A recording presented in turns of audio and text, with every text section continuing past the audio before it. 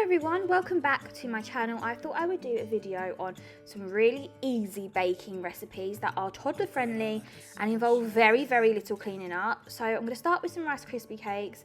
I've got Rice Krispies, marshmallows and some butter. We've got a square dish, although you can use whatever shape dish you want. Can make it quite fun with some shapes, a bowl, a saucepan and some scales. And you just weigh out all your ingredients really. You melt down the marshmallows with the butter. It's just easy. It was moving. Right, you ready to put 45 grams of butter in? Yeah! Butter, here is the butter. We need to butter. As you can tell, Rosie loves baking. She gets super excited. So I'm just adding in 45 grams of butter into a saucepan, which is going to get melted down before you add in the marshmallows. And this basically stops the fat content in the marshmallows from burning. Feels like things are gonna go my way. I'm gonna let the sun shine in the day. I'm gonna let the past be. So you can see here that the butter has completely melted down, and you're going to take it off the heat before it starts burning because it will start going brown and burning. You're going to take your marshmallows and then you're going to add your marshmallows into the butter mixture. I used a lot less marshmallows than what the recipe told me, and to be honest it was fine. So I think you just need to eyeball the marshmallows. I'm not going to put the grams on for marshmallows because, to be truthful, Rosie ate half of them before they even made it into the saucepan as well, so we ended up with even less than the less that we needed. But yeah, it could do with a few more, but it was fine. Let's marshmallows. Then let us stick. Next up, we added in some Rice Krispies into the bowl, and we just kept adding these into the marshmallow mix until we realised that actually it was the right consistency. Again, we didn't have any specific measurements, just eyeballed it. You can see the marshmallows are starting to melt here, but it does take such a long time, and you want to do it on a low heat, otherwise it's going to burn and stick, as Rosie just said.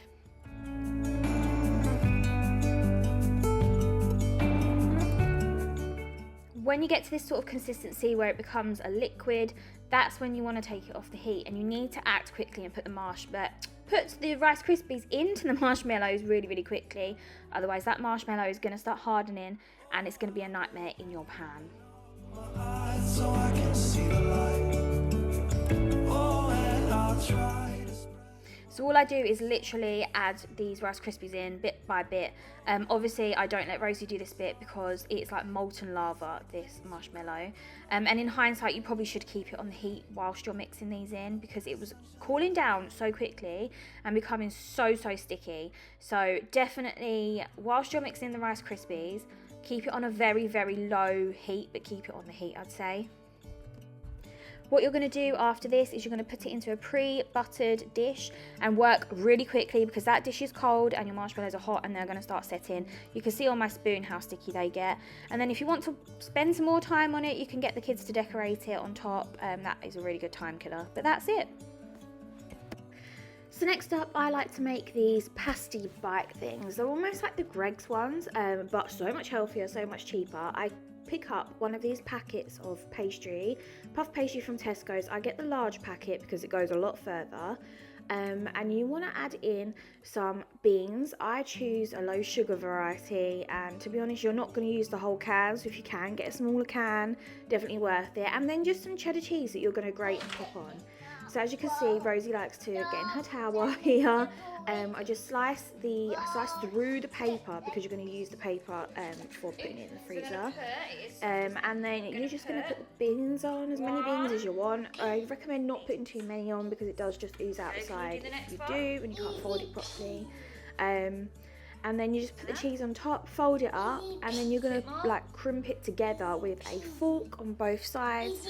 And then you'll notice the paper is still on it, so you can either put these straight into the freezer, which is what I do, and then I just pull them out as and when I need them, or you can stick them in the air fryer for 190 for 15 minutes, or the oven for 190 for 20 minutes. But just keep checking it if it's in the oven, because I haven't cooked them in the oven for a very long time, if ever.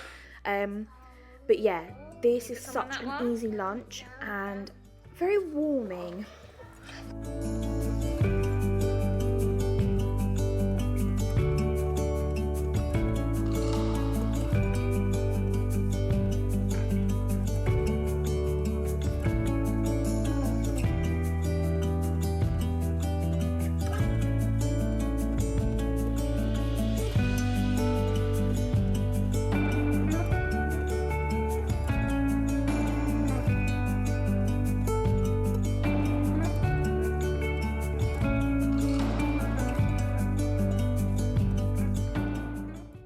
Then as you can see, you are left with puff pastry kind of squares. I cut them into squares because I think they're easier to cool down quicker and they are easier for her to pick up with her fingers and eat.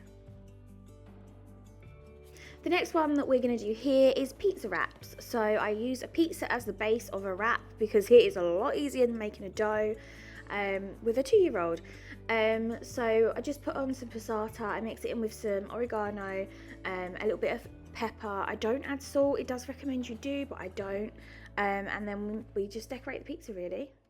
And when you're done decorating, you want to pop it on in the oven. We actually have a pizza stone in our oven, and I really, really recommend it because not only for cooking pizzas, but for cooking other things as well. It's super handy. But yeah, I would definitely stick it in the oven and just watch it. I'm not going to say a time, definitely a high temperature, but just watch it in the oven because it will burn on the edges. So today I thought I would finish on recommending my favourite recipe to do with Rosie, and that is lemon drizzle cake. It is honestly the easiest thing, but for a toddler it's the most impressive thing to say that a toddler has made. It's really easy. So you're going to take your butter, I believe it's 225 grams of butter, 225 grams of sugar, 225 grams of flour. All of those, I will list the ingredients in the description. I will list the link of the recipe for you all. But yeah, Rosie loves this one. I love making this one, and it tastes absolutely divine.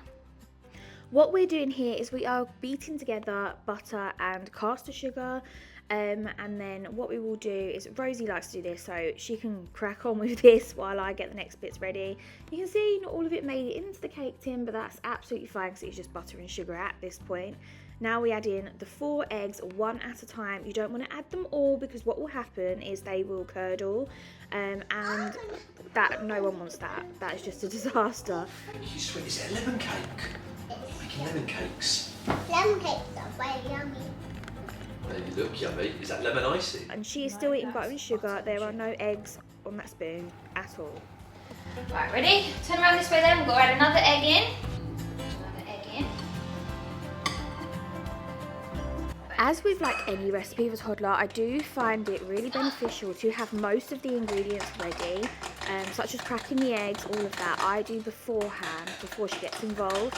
Weighing stuff, I get her to do with me because that is a really, really good learning experience.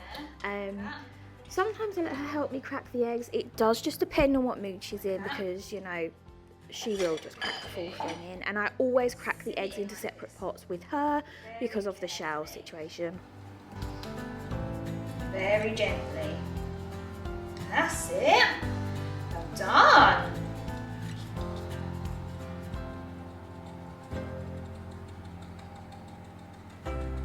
Is it on your fingers?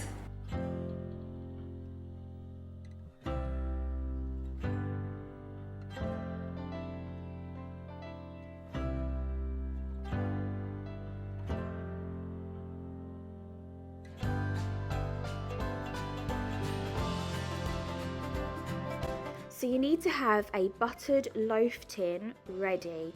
Definitely have this ready to go so that you can just pour it straight in, and make sure it's well buttered. I kind of make this mistake every single time of not buttering the tin enough and it never comes out. If you can get tin liners, use the paper tin liners, like the baking paper tin liners. It will make it so much easier. So this is later in the afternoon after Rosie has had a nap. The good thing about this recipe is you can do it in 2 parts. So while she was napping, the cake was cooking and cooling, and then when she woke up, it was time to do the next part of the activity, and it was a solid amount of time of busyness for her, which was amazing. So we're just squeezing in 2 lemons, and then 85 grams of caster sugar we're just mixing in, and this is going to go into your cake. So you want to poke holes in your cake with a fork or a skewer. To be honest, a skewer goes deeper, so probably a better option, or a toothpick or something. You want to put lots and lots and lots and lots and lots of holes in it, and it will make it super, super delicious and moist. I hate that word, I do apologise, but it will make it moist and delicious and just really nice. And I really love this recipe, if you can't really tell.